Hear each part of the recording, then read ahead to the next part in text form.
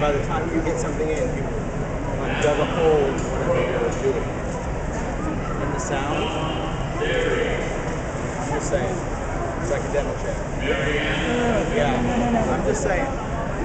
As luck would have it, we were right next to them in CHA, and it's like, my jaw just by the end of the day. You'll hear it, you'll know. As soon as you walk in the store and hear that, you're like, oh, they have that. Form your own opinion, though, I say. Some people may want that. I just like, for me, I like just a little bit. Yeah, I don't ever like it to just look like it just got dug up. Even though I like things pretty distressed. It's called a distessor? Is that what it's called? It's got a Z in it. It's like a little motorized thing with a wheel in it. It's like a saw blade that goes in reverse. It's supposed to put your whole project into it. Yeah. And I like things distressed. That, not so much. Alright, so let's go into the stamp on this. I'll stamp this. This will be a nice one. This will be a good background for this.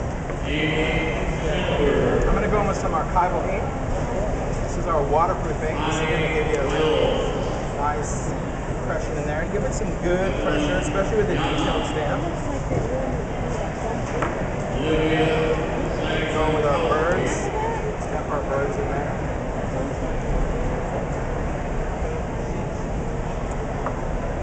So right now I've stamped kind of both of my focal images in my jet black archival, but I'm going to add a little bit of inches to my background. So when you're working with an ink pad, any ink pad you have, there's two ways to apply the ink. There's the traditional way, the tapping, which is what most of us do. That's how you get your dark image.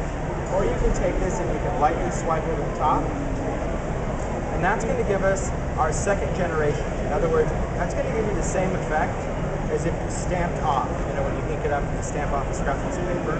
And this way, with one color, I actually get two tones of the same color. So if you were using a stamp of fall leaves, for example, and you had a red, you stamp it in red, by tapping it on, you get dark red, and then you can lightly swipe and get kind of a more translucent look of the same color. So it works pretty well.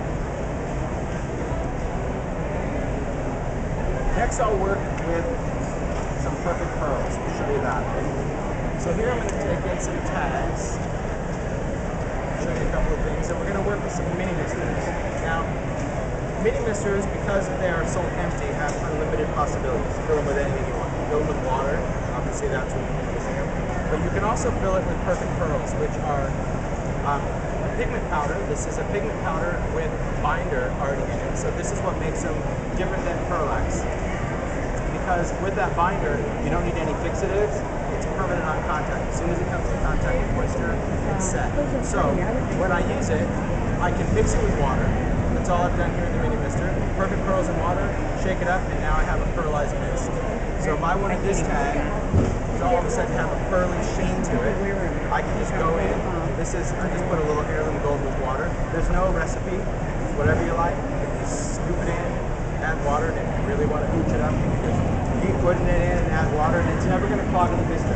As long as you emulsify it when you first make it, shake it up, you can go in, we'll just mist this on, and you can try it. So you can take any color perfect pearl you have, mix it in water, and spray it on anything you want. You can pearlize your ribbon, you can pearlize your premium flowers, you can pearlize any paper, any scrapbook paper you already have.